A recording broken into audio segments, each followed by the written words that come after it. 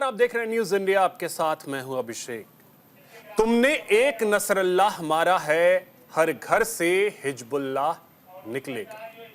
ये अल्फाज हैं बडगाम की एक छात्रा के। आज जो तस्वीर जम्मू कश्मीर में दिखी वो अचरज से भरा था। हसन नसरल्लाह की मौत के बाद प्रदर्शन देखने को मिला। इजराइल ने हिजबुल्लाह चीफ हसन नसरल्लाह को एयर स्ट्राइक में ढेर कर दिया। इसके बाद उसके चचेरे भाई हाशिम सफीद्दीन को हिजबुल्लाह का चीफ घोषित किया गया। हसन नसरल्लाह की मौत के बाद जम्मू कश्मीर के बडगाम और कारगिल की सड़कों पर लोगों ने प्रदर्शन किया। इस दौरान लोगों के हाथ में नसरल्लाह के पोस्टर थे। इसके अलावा श्रीनगर के पुराने शहर और राज्य के कई इलाकों में इसी तरह का विरोध प्रदर्शन देखने को मिला। राज्य की पूर्व मुख्यमंत्री और पीडीपी की प्रमुख महबूबा मुफ्ती ने अपना चुनाव प्रचार तक स्थगित कर दिया। अब ऐसे में बड़ा सवाल है कि जिसे दुनिया आतंकवादी मानती थी, उसके मारे जाने पर इतना दर्द क्यों? चर्चा आज इसी मुद्दे पर करेंगे। हमारे साथ एक बड़ा गेस्ट पैनल भी होगा, लेकिन सबसे पहले देखिए ये रिपोर्ट।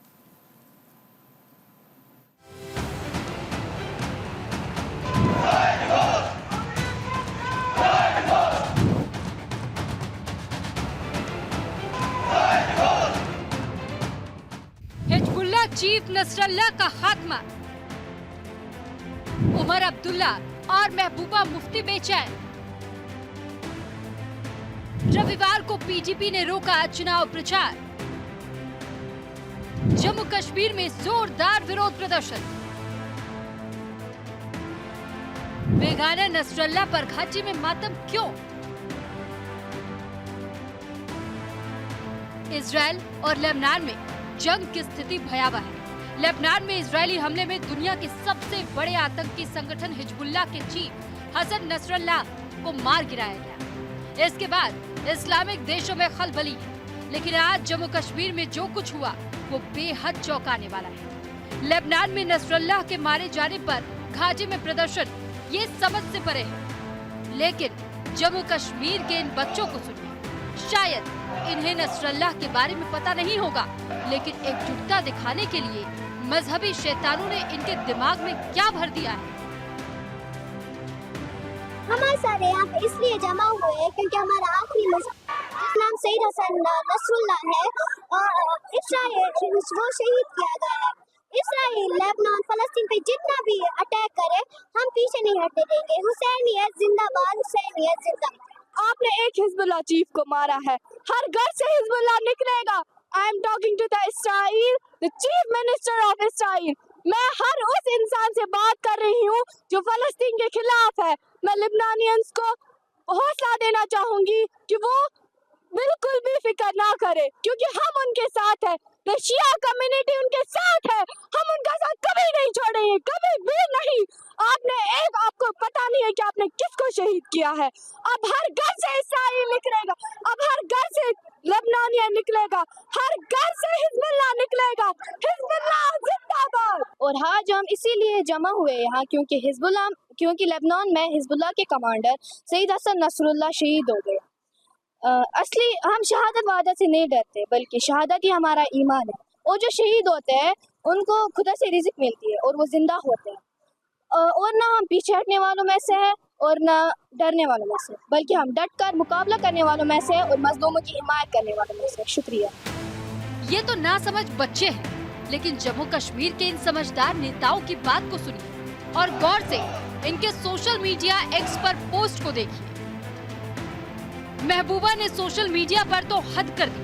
उन्होंने नसरल्लाह को शहीद बता दिया और चुनाव प्रचार को भी रोक दिया। ऐसे में इनके लिए ही कहा गया है कि बेगाना नसरल्लाह को लेकर ये कैसी दीवानगी।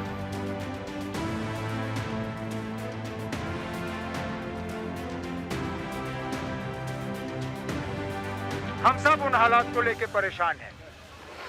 7 अक्टूबर को 1 साल हो जाएगा जबकि इजराइल के तरफ से गाजा पे, फलस्तीन पे हमले शुरू हुए।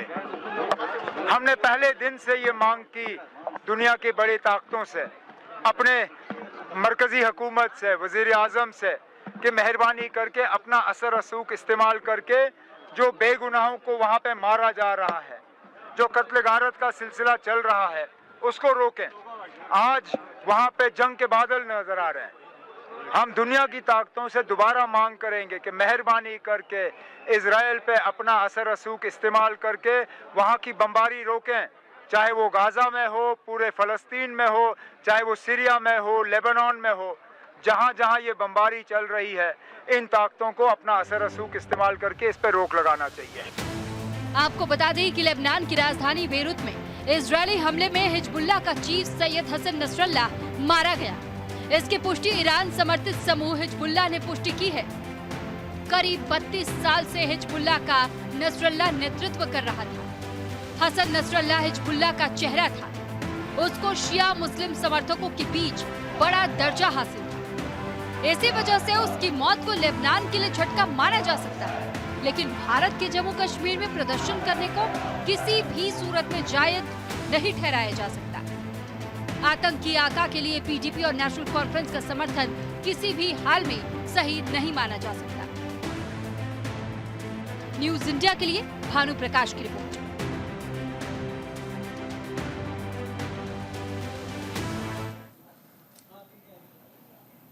तो चलिए चर्चा आज इसी पे करेंगे। हमारे साथ एक बड़ा गेस्ट पैनल है। सबसे पहले परिचय करवा दूं, हमारे साथ हाजी नाजिम खान हैं, राजनीतिक विश्लेषक हैं। नाजिम भाई, बहुत स्वागत आपका न्यूज इंडिया पर। हमारे साथ शुभेंदु शेखर अवस्थी जी हैं, प्रवक्ता हैं बीजेपी से। शुभेंदु जी, बहुत स्वागत आपका। मुन्ना खान जी हमारे साथ हैं, प्रवक्ता हैं, नेता है कांग्रेस के। मुन्ना जी, बहुत स्वागत आपका। हमारे साथ retired group captain BN Jha ji हैं, रक्षा विशेषज्ञ हैं। सर, बहुत स्वागत आपका न्यूज इंडिया पर। हमारे साथ lieutenant colonel retired Amardeep Tyagi ji हैं, रक्षा विशेषज्ञ हैं। सर, बहुत स्वागत आपका न्यूज इंडिया पर। और चर्चा की शुरुआत आज करना चाहेंगे नाजिम भाई आप ही से। ये जम्मू कश्मीर की तस्वीरों को देखकर के आज क्या लगा? जो तस्वीरें आज सामने आई जम्मू कश्मीर से, उसे देखकर क्या कहेंगे?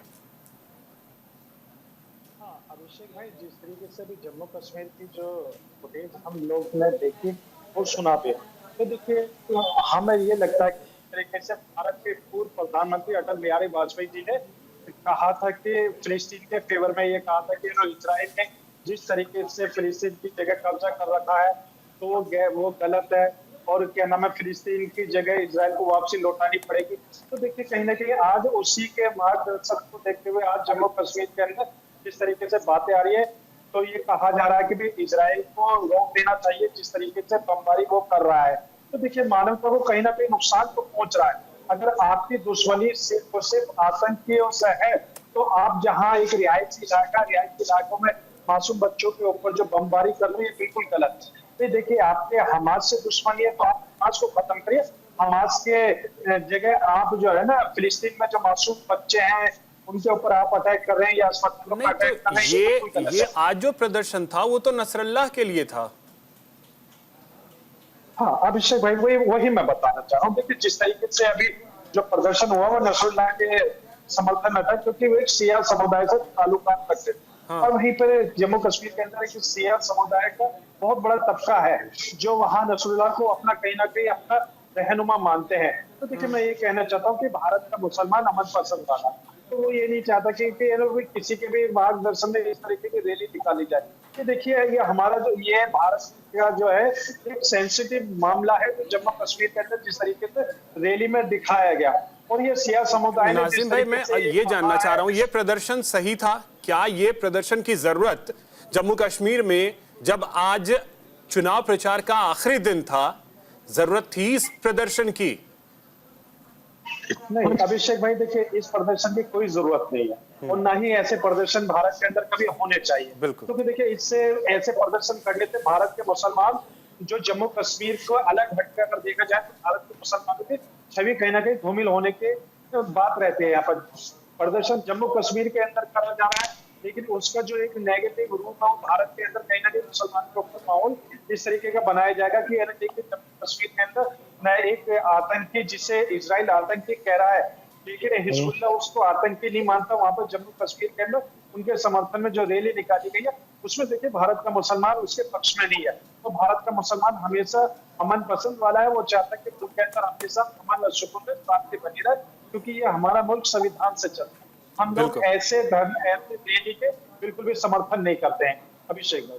ठीक है सर, आता हूं फिर से आपके पास। मुन्ना खान, आपसे समझना चाहेंगे कि कांग्रेस का क्या रुख है। नसरल्लाह को ढेर किया इजराइल ने, लेबनान में बेरूत में उसे ढेर किया गया, और जम्मू कश्मीर में इस तरीके से प्रदर्शन देखने को मिला। पता नहीं लग रहा है कि भारत का कोई रहनुमा जो है वो दुनिया को अलविदा कह गया हो। देखिए, बिल्कुल सरल तरीके से समझने की जरूरत है कि नसरुल्लाह को ढेर किया गया लेबनान में और प्रदर्शन हो रहे हैं कश्मीर में। उस प्रदर्शन में कितने लोग थे? मात्र 10 या 12 लोग थे। अब सर वो 12 विजुअल्स लोग देखिए किसके सर, सिर पे? विजुअल्स देखिए सर, 10-12 नहीं थे क्या सर, कर रहा हूं? हजारों की तादाद में लोग थे, 10-12 नहीं थे मैं सर। क्या, बिल्कुल हजारों के तादाद में जो लोग थे वो गलत थे, ये नहीं होने चाहिए थे।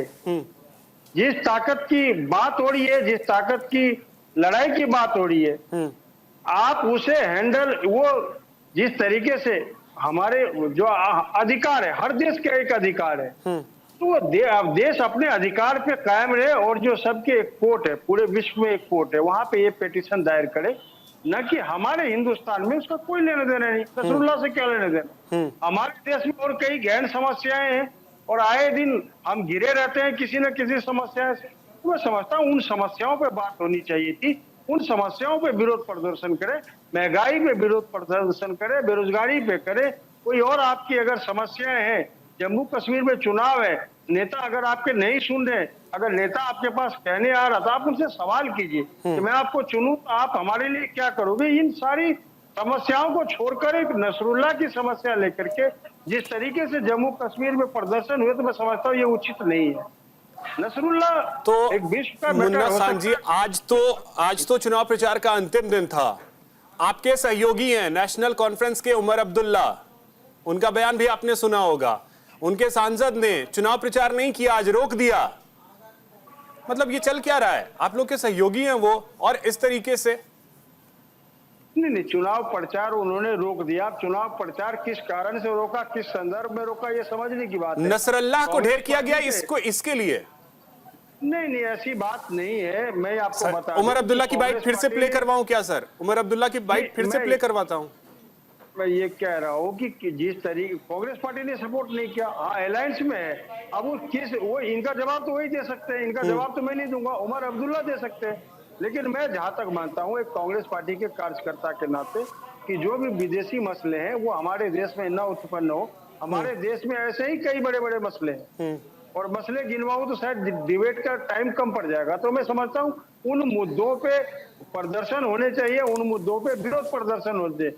हमारे यहाँ कोई नसरुल्लाह का काम नहीं। हमारे यहाँ जो घुसपैठिए, जो आतंकवादी आ रहे, जो पाकिस्तान के नापाक साजिश से भेजे हुए आदमी है, उसको चिन्हित करके उसे ढेर करने की बात है। जम्मू एंड कश्मीर के जनता को सतर्क रहने की बात है, न कि हमें नसरुल्लाह पे कोई राजनीति करनी है। नसरुल्लाह से हमें कोई लेना देना नहीं है। हमारे देश का मसला भी नहीं, हमारे देश का कोई विषय भी नहीं।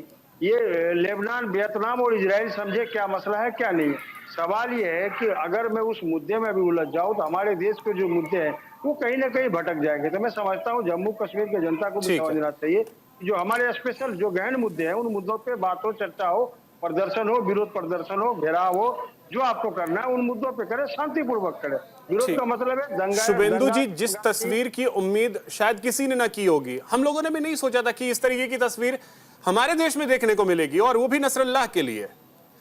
लेकिन आज जम्मू कश्मीर से आ गई वो तस्वीर, और छोटी छोटी बच्चियां हैं जिन्हें स्कूल में होना चाहिए था, वो ये कह रही हैं कि हर घर से नसरल्लाह निकलेगा। मैं बड़ा शॉक्ड हूं ऐसी बातें सुनकर। और अभिषेक जी, वो भारत में जो शायद नसरुल्लाह को जानती भी नहीं होंगी लड़कियां, जो बच्चियां थी, बेटियां थी, और कितने स्ट्रांगली वो बोल रही थी, कोई ना कोई उसको उनके माइंड को बोलवा रहा था, ऐसा लगता है। और वो कहावत हमको याद आती है कि बेगानी शादी में अब्दुल्ला दीवाना। ना कुछ लेना देना भारत को, बिल्कुल ना कश्मीर को कोई लेना देना है। पर जिस तरीके से नसरुल्लाह की डेथ पर यहाँ पर एक ये मातम मनाया गया और एक प्रोसेशन निकाला गया, छोटे छोटे बच्चों को सामने लाकर टीवी डिबेट्स, टीवी चैनल्स के सामने उनसे कहलाया गया मेरे को लगता है भारत में एक बड़े आंदोलन के लिए वो बच्चों को तैयार कर रहे हैं। कश्मीर में धारा 370 हटने के बाद, 35 हटने के बाद, 35A हटने के बाद थोड़ी सी शांति आई और आपने ये जो पत्थर मारने वाले जो लोग थे, बच्चे थे, वो दिखाई देना बंद हो गए। पर यदि नसरुल्लाह की डेथ पर इतना बड़ा यदि निकलता है तो हमको लगता है कि कहीं ना कहीं जहर भरा हुआ है और उसको जिस तरीके से पीडीपी एनसी दोनों ने उनको कंडेम करने की जगह पर उनको जो समर्थन दिया आंदोलन है। करने वाले, हाँ, समर्थन दिया है, हाँ, वो ठीक नहीं है और भारत के लिए तो बिल्कुल ठीक नहीं है। भारत एक राष्ट्र है, भारत सभी विषयों पर अपनी एक एक्सटर्नल मिनिस्ट्री उसकी एक व्यू रखती है, वो किसी के साथ नहीं है और खासकर आतंकवादियों के साथ तो बिल्कुल नहीं है। नसरुल्लाह की कैसी इमेज है, हिजबुल्लाह की कैसी इमेज है, ये आपसे और हमसे छुपा नहीं है। आज इस विषय के ऊपर राजनीतिक विश्लेषक, कांग्रेस के नेता, भाजपा के प्रवक्ता एक ही चीज रखते हैं कि ये इंडिया में नहीं होना चाहिए था, जो कश्मीर में हुआ गलत है, इसलिए हम इसको गलत मानते हैं और ये चेक करना चाहिए कि कश्मीर में किन लोगों का उन लोगों के साथ कैसे कनेक्शन है। खासकर जब बच्चों को देखा हमने तो हमें बड़ा हैरानगी हुई कि शायद हम लोगों को तो नाम सुना था, हमने थोड़ा बहुत पढ़ा था, हमने प्रवक्ता लोग हैं, हम लोग स्टडी करते हैं, बट जिस तरीके से छोटे छोटे बच्चों से कहलाया जा रहा है कि हर घर से नसरुल्लाह निकलेगा, वो अच्छा नहीं है, देश के लिए ठीक नहीं। बिल्कुल। बीएन झा सर, एक कमेंट अब आपका भी चाहेंगे कि इस तस्वीर की उम्मीद आपने की थी जम्मू कश्मीर में? Abhishek ji, frankly speaking, personally मैं इसकी उम्मीद नहीं कर रहा था, लेकिन हम लोग एक प्रजातांत्रिक देश हैं और किसी भी प्रजातांत्रिक देश में लोगों को अपनी भावनाएं प्रकट करने की आज़ादी है। जहाँ तक पीसफुली प्रोसेशन हो, नॉन ऑफेंसिव हो, किसी को और ऑफेंस ना कर रही है, तो इसमें कोई हर्ज नहीं है। जो बड़े बड़े डेमोक्रेसी हैं, हर जगह में ऐसा होता है और हम तो सबसे बड़े डेमोक्रेसी हैं। हाँ, लेकिन जिस तरह से हमने वो बच्चों को देखा, बच्चों से कहलाया जा रहा है कि हर घर से ये निकलेगा, ये थोड़ी सी हमारी अगली पीढ़ी के लिए दुखदायक है। लेकिन मैं सरप्राइज नहीं हूँ। आपने देखा होगा जेएनयू में भी जो तुम्हारे कातिल जिंदा हैं और ब्ला ब्ला, वो सब जो गैंग का जो प्रवचन था वो हमने देखा हुआ है। हमने यहाँ पे वो भी देखा हुआ है, जब शाहीन बाग हुआ था तो वहाँ पे बच्चों के थ्रू कहलवाया जा रहा था कि जो हिटलर है वो हिटलर की मौत मरेगा। ये सारी चीजें करवाई जा रही हैं। इसके पीछे वो बच्चों को हम क्या कहें, वो बच्चे तो ना समझ हैं, उनको समझ नहीं है कि वो बोल क्या रहे हैं, लेकिन उनसे जो भी बुलवा रहा है। दुख तो ये है ना कि वो छोटी छोटी मासूम बच्चियां हैं, वो मासूम बच्चियां, उनका ब्रेन किस तरीके से वॉश किया गया है। मतलब मैं कह रहा हूँ कि वो उनके जो फादर है या उनके जो आका है या उनको जो प्रॉम्प्ट करने वाले हैं, चाहे उनके मौलवी हो या कोई और हो, उनको ये चीज समझना चाहिए कि हम आखिर ये बच्चों को कहाँ ले जा रहे हैं। देखिए, फ्रैंकली स्पीकिंग, मैं काफी खुश था कि एक बहुत बड़े जिहादी ऑर्गेनाइजेशन का, टेररिस्ट ऑर्गेनाइजेशन का जो सरगना है वो मारा गया।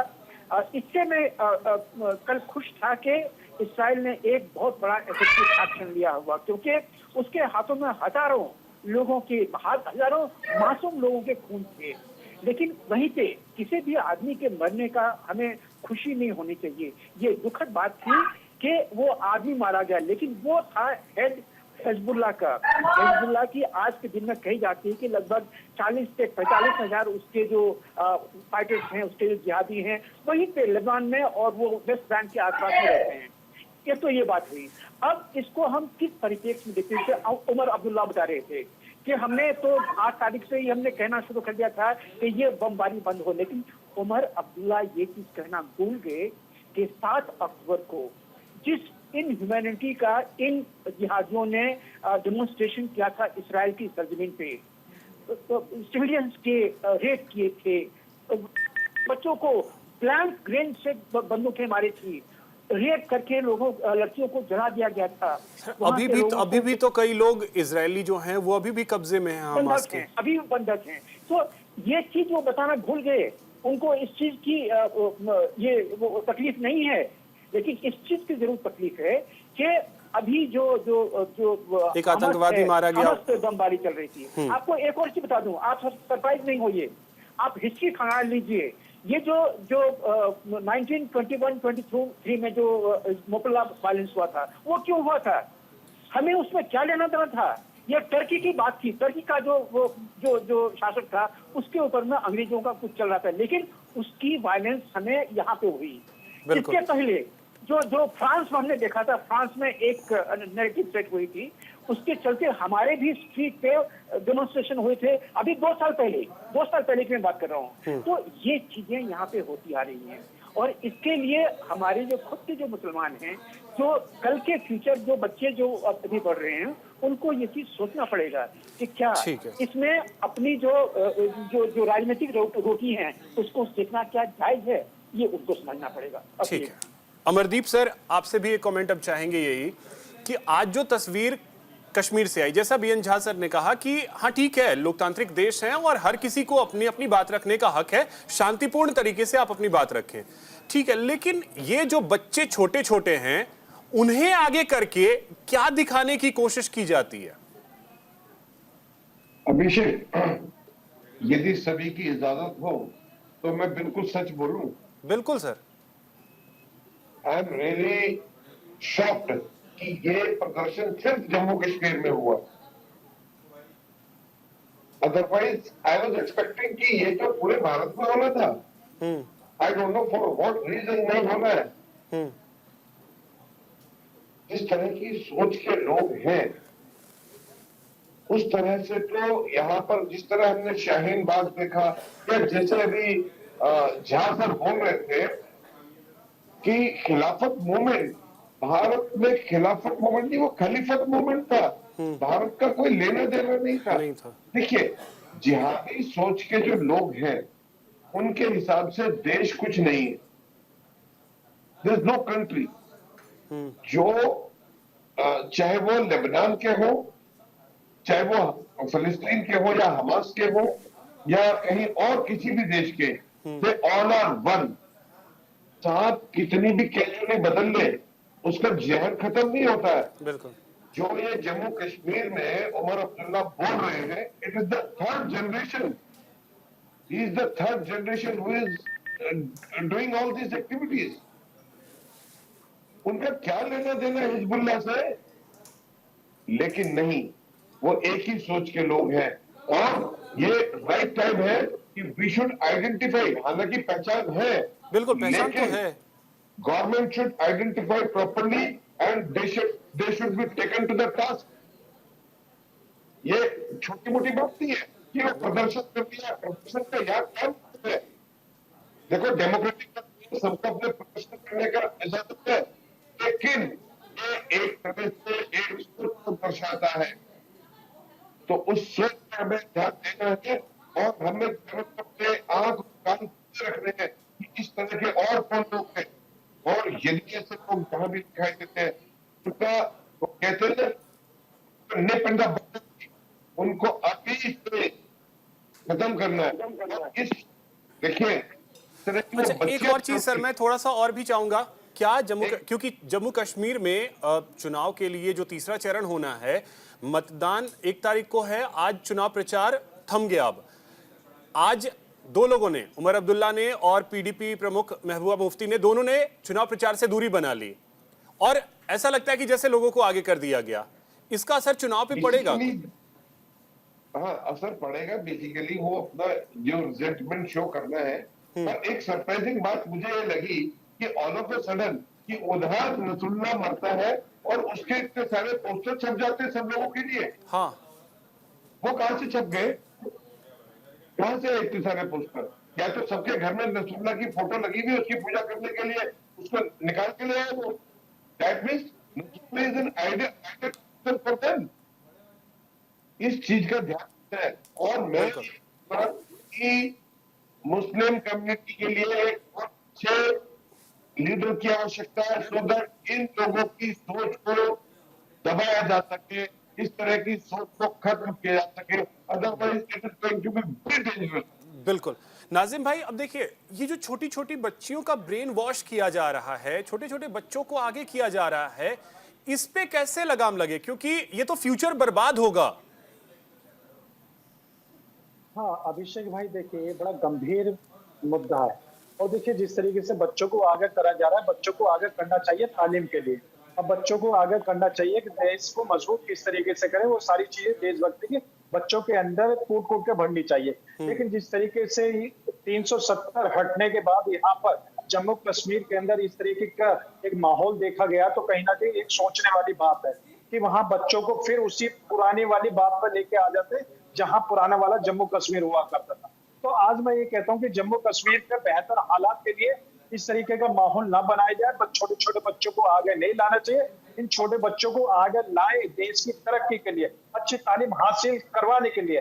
लेकिन जहां बच्चों को अभी जिस तरीके से हमारे रक्षा विशेषज्ञ जी ने कहा कि जी शाहीन बाग के अंदर इन बच्चों को लेके आगे आए, वहां उनका ब्रेन वॉश किया गया, नहीं, बच्चों को आगे नहीं लाना चाहिए। अभिषेक भाई देखिए, मैं ये कह रहा था कि ये छोटे छोटे मासूम बच्चों के माइंड में जिस तरह की बातें आ रही है, तो ये कहीं ना कहीं देखिए आने वाले वक्त में भारत का फ्यूचर जो है ये बच्चे ही तो है। अगर इनके दिमाग में अगर इस तरीके की बात आएगी तो कहीं ना कहीं भारत के अंदर ऐसा माहौल क्रिएट होगा कि आपस में एक दूसरे से सब नफरत करना चालू कर देंगे। तो देखिए हम लोगों के जो आदर्श रहे हैं, हम उन लोगों के आदर्श रहे, डॉक्टर APJ अब्दुल कलाम साहब, वीर अब्दुल हमीद साहब, भगत सिंह जी, चंद्रशेखर आजाद जी, ये सब हम लोगों के आदर्श रहे भारत के अंदर। लेकिन अगर अपने आदर्श अगर नसरुल्लाह को मानने लगे तो ये बिल्कुल गलत है। हम लोगों के आदर्श कभी नहीं हो सकते, क्योंकि देखिए हम पैगंबर इस्लाम को मानने वाले, तो हम शांति प्रिय हैं और हम उस मुल्क में रहते जिसमें सब समाज का सबका पूरा एक साथ ही मोहब्बत वाला माहौल रहता है। और मैं ये कहता हूँ अभिषेक भाई, बड़ी जिम्मेदारी के साथ मैं ये कहता हूँ कि ये लोकतांत्रिक मुल्क है, इस लोकतांत्रिक मुल्क के अंदर कहीं भी कोई भी इस तरीके का माहौल क्रिएट ना करा जाए कि एक छोटी सी चिंगारी पूरे जंगल को आग लगा देती है। कहीं हमारे हस्तक्षेप से इस मुल्क के अंदर कहीं ऐसा माहौल ना बन जाए। तो मैं ये कहना चाहता हूँ कि इस मुल्क के अंदर हम सबकी नैतिक जिम्मेदारी बनती है सभी की, कि जो इस तरीके का प्रोटेस्ट करते हैं, अरे छोटे छोटे बच्चों को आगे लाते, तो उनको समझाने की जरूरत है कि इन छोटे बच्चों के भविष्य से नहीं खेलना चाहिए। बिल्कुल। मुन्ना खान आपके पास आ रहे हैं। ठीक है नाजिम भाई, आते हैं फिर से। मुन्ना जी, अब समझना ये चाहेंगे कि क्या जरूरत है कि इन चीजों पे सख्ती अब सरकार भी बरते, क्योंकि ये जरूरी है, नस्ल ना बिगड़े, ये जरूरत है। नहीं, बिल्कुल मैं यही समझता हूँ कि सरकार को तो शक्ति दिखानी।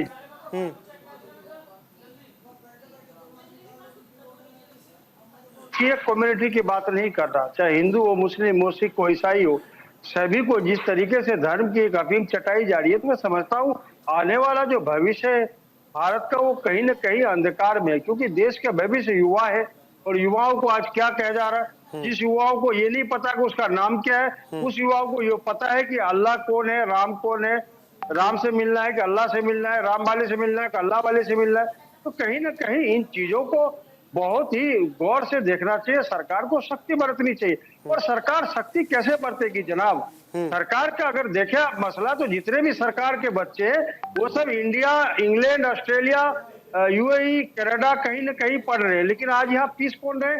दलित के बच्चे, अल्पसंख्यक के बच्चे, हमारे बच्चे, आपके बच्चे। उन्हें कहा जाता है कि आप श्री राम के नारे लगाओ, आप अल्लाह अकबर के नारे लगाओ, आप दंगे भड़काओ, आप जुलूस निकालो, आप मंदिरों पे पत्थरबाजी करो, आप मस्जिदों पे पत्थरबाजी करो। आज नुकसान कहीं ना कहीं हमारा है। आज नुकसान पिछड़ा दलित अल्पसंख्यक का है, बड़े बड़े नेताओं का नहीं है। बड़े बड़े नेताओं के बच्चे सेफ है। आप बताइए, जो धर्म के नाम पे चिंगारी उगलते उनके बच्चे कहाँ है?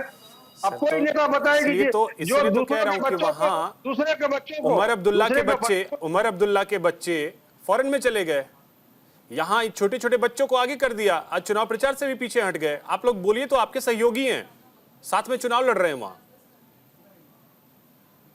ऐसा है, मैं विरोध, मेरी आवाज जा रही है? बिल्कुल आ रही है सर। हाँ, मैं कह रहा हूँ हमने समर्थन कांग्रेस पार्टी का कोई भी एक कार्यकर्ता, प्रवक्ता, नेता, किसी ने भी इन बातों का समर्थन नहीं किया। और जब दोनों साथ मिलकर चुनाव लड़ रहे हैं सर, दोनों साथ मिलकर चुनाव लड़ रहे हैं जम्मू कश्मीर में। देखिए, मैं कह तो रहा हूँ अलायंस है हमारे, लेकिन इन सवालों के जवाब वही देंगे कि उन्होंने प्रचार क्यों रुकवाया। नहीं सर, तो उनके भी बच्चे तो फॉरेन में ही हैं, उनके बच्चे कौन सा यहाँ रहते हैं? मैं यही तो कह रहा हूँ, मैं कह रहा हूँ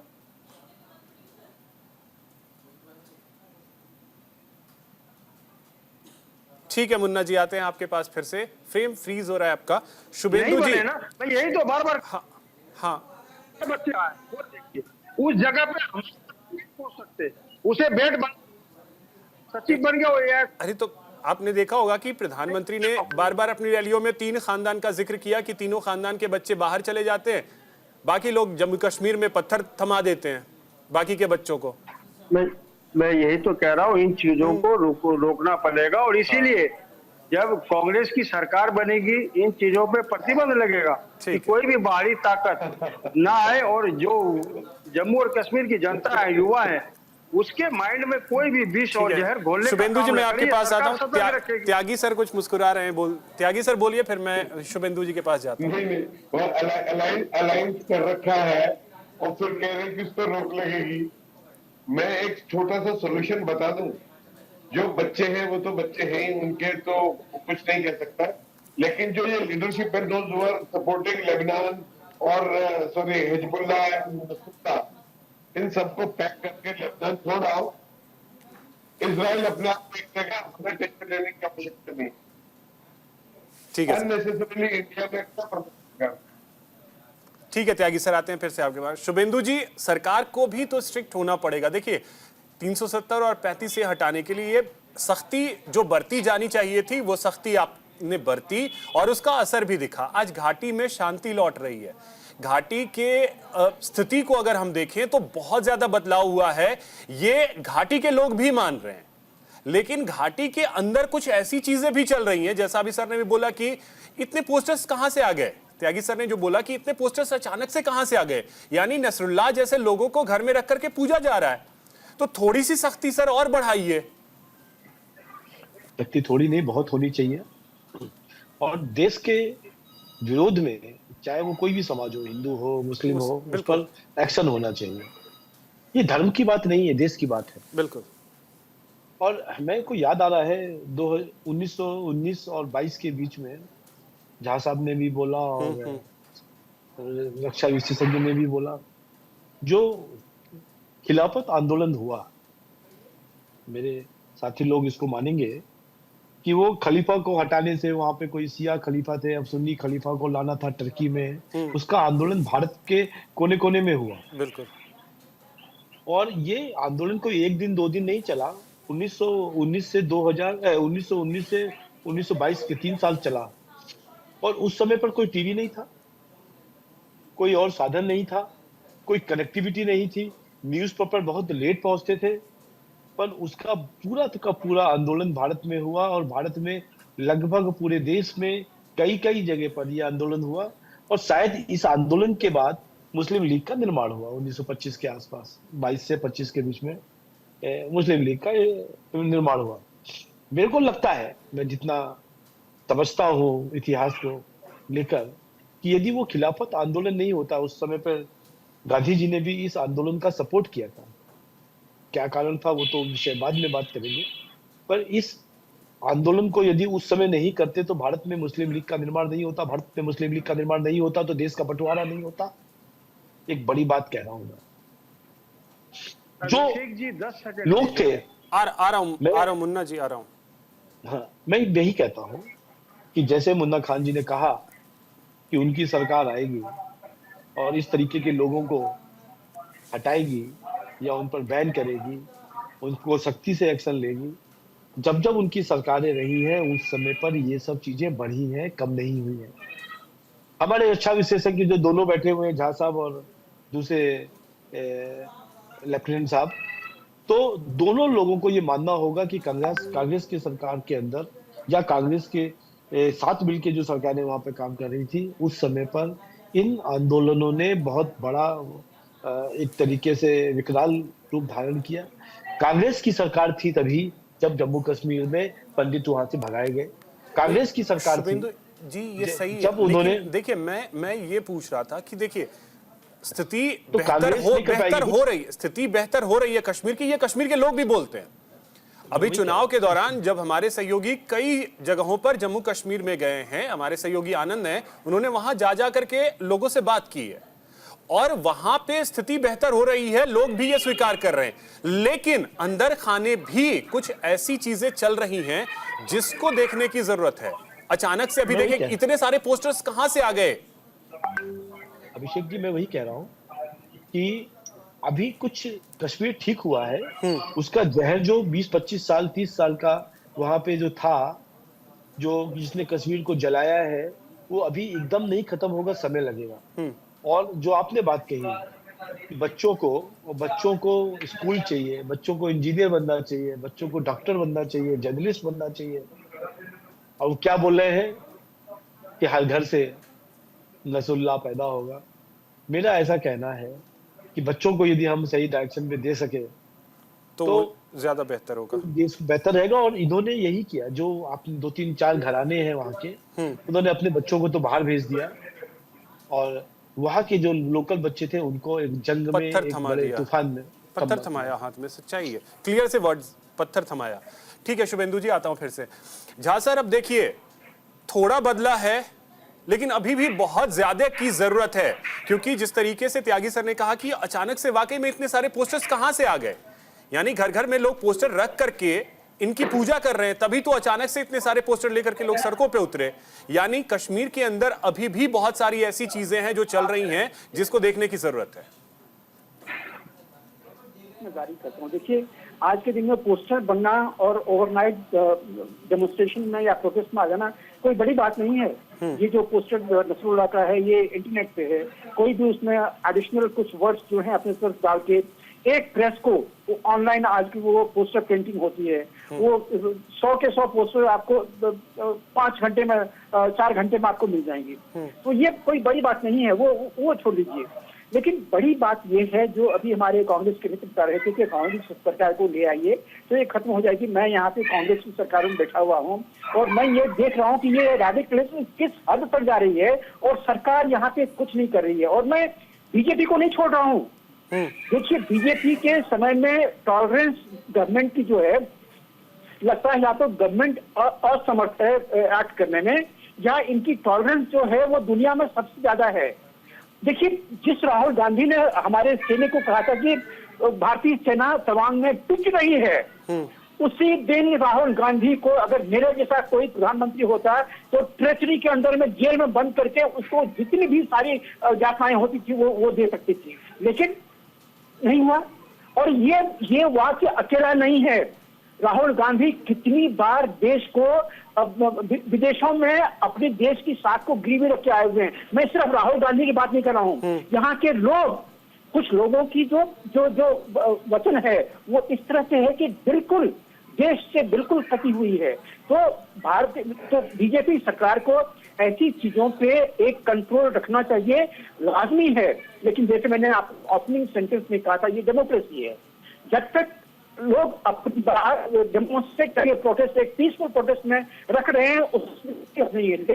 जहां भी देश विरोधी नारे लग रहे हैं वहां पे टॉलरेंस अगर आप बता रहे हैं तो ये आपकी कमजोरी है। और ये चीज हमने पिछले 5 साल में हमने बहुत बात देखी है। बहुतों जगह पे देश विरोधी नारे लगे हैं और सरकार कुछ नहीं की है। हम मानते हैं कि कहीं पे जो घटना होती है तो जो लॉ एंड ऑर्डर है वो वहां पे प्रोविंशियल गवर्नमेंट के अंदर में होता है, लेकिन जब देश विरोधी नारे लगते हैं वो सिर्फ प्रोविंशियल गवर्नमेंट के अंदर नहीं रह जाता है। वहां पे home minister Amit Shah directly इसमें आ जाते हैं, उनको डायरेक्टली इसमें एक्शन लेना चाहिए। और चूंकि कोई एक्शन नहीं लिया गया है पिछले 5 साल या 10 साल में इस तरह का, तो इसीलिए लोगों की जो इंटेलिजेंस है वो आज के दिन में बढ़ गई है और इसीलिए हम ये सब चीजें देख रहे हैं। उनकी हिम्मत भी बढ़ती है। मैं त्यागी जी से सहमत नहीं हूं कि ऐसे लोगों को वहां पे भेज दीजिए, नहीं, वो सॉल्यूशन नहीं है। देखिए जितने लोगों ने कुरान की वो आयतें पढ़ी है जिसमें ये लिखा जाता है एक काफिर होते हैं, काफिर को यहाँ पे रहने का हक नहीं है, काफिर को हम कर सकते हैं, क्या काफिर को जो अल्लाह जो है वो फायर में जलाएगा। मैंने एक आर्टिकल लिखा था, ग्रॉस कॉन्स्टिट्यूशनल इम्प्रोप्राइटरी इन कुरान, और ये चीज मैंने सुप्रीम कोर्ट के जजेस को आयतें जो उसकी हैं वो मैंने उद्धृत किया हुआ है। तो जिन बच्चों को देखिए, हमारे भी हमारे पैनलिस्ट हैं, इसमें मुस्लिम्स भी हैं, 3 को मैं देख रहा हूँ, उनको पूछिए, उनके बच्चे जो होते हैं ना 6 साल 7 साल 8 साल 10 साल, ऐसे बच्चों को कुरान पढ़ाई जाती है।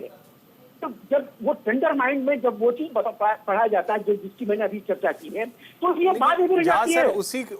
उसी कुरान को तो नाजिम भाई ने भी पढ़ा है, उसी कुरान को हमारे एपीजे अब्दुल कलाम साहब ने भी पढ़ा है, और उसी कुरान को पढ़ करके ये बच्चे इस तरीके के हो जाएंगे। बिल्कुल ठीक कह रहे हैं आप।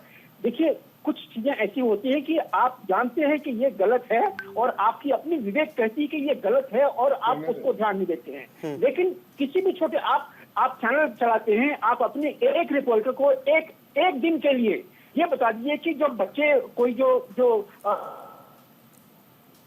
बच्चे हैं वो मैं 10 साल से 20 साल के बीच में कह रहा हूँ, उसको सिर्फ आप ये चीज पूछ लीजिए कि ये जो जिसकी बात मैं कर रहा हूँ कि काफिर क्या होते हैं, उनकी क्या सजा है, उनको आपको हूबहू वही आपको आंसर मिलेगा जो मैं आपको प्रॉम्प्ट कर रहा हूँ। लेकिन मैं ये जानता हूँ जिहाद सिर्फ काफिरों को पनिशमेंट देने के लिए नहीं बना था, जिहाद खुद को भी प्योरिटी करने के लिए बनी थी, लेकिन वो खुद की जो प्योरिटी है वो कहीं गायब हो गई है। इम्पोर्टेंट है ही नहीं, अब तो वो सजा देने वाली जो बात है वो होती है। ठीक है सर, 30 सेकंड और मुझे दीजिएगा। देखिए, आज के दिन में सिर्फ हिजबुल्लाह एक जिहादी ऑर्गेनाइजेशन या कुछ जिहादी ऑर्गेनाइजेशन नहीं है। आज के दिन में देश में 188 जिहादी ऑर्गेनाइजेशन हैं, उसमें से सिर्फ आज नसरुल्लाह मरा है जो हिजबुल्लाह का चीफ था।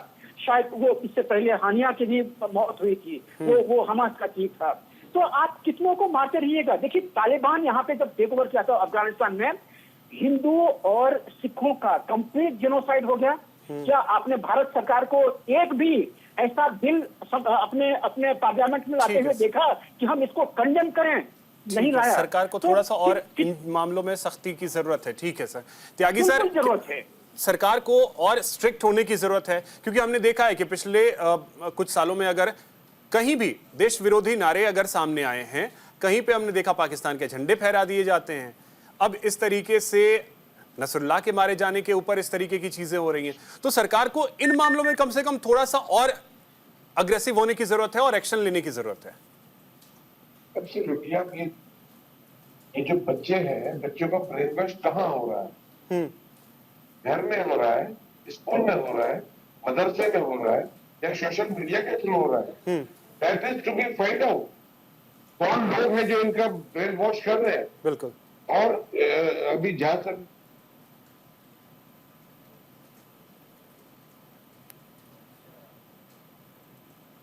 in the mind of young generation, they are supposed to be करना है, तो उन लोगों से इस तरह की मेंटलिटी बच्चों में इस तरह की कर रहे हैं। लेबनान भेजने का मतलब, माय पॉइंट इज, बच्चों को कौन ऐसी पीढ़ी इनमें नसरुल्लाह का सब दैट मींस जैसे। त्यागी सर, आपकी ऑडियो में कुछ दिक्कत आ रही है, आपकी ऑडियो क्लियर नहीं आ रही है, उसे दुरुस्त करते हैं तो फिर आते हैं। आपकी ऑडियो क्लियर नहीं आ रही है त्यागी सर।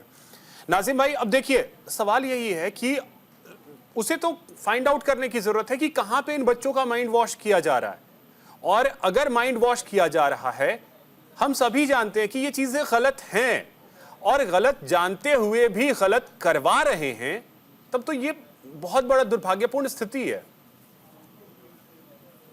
हाँ अभिषेक भाई, देखिए जिस तरीके से बार बार बच्चों के ब्रेन वॉश की बात आ रही है, तो देखिए हम लोग इससे इत्तेफाक नहीं रखते हैं। और देखिए, अभी जब कुरान शरीफ का जिक्र आया था, कैंपर साहब ने बोला था, तो आपने तुरंत काउंटर करते हुए कहा कि एपीजे अब्दुल कलाम साहब ने कुरान शरीफ पढ़ा रखा और हाजी नाजिम ने भी। और देखिए, मैंने कुरान शरीफ पढ़ा हुआ, मेरे कुरान जो है बिल्कुल शांति का प्रतीक है, संपूर्ण मानवता के कल्याण की बात कुरान के अंदर है सारी चीजें।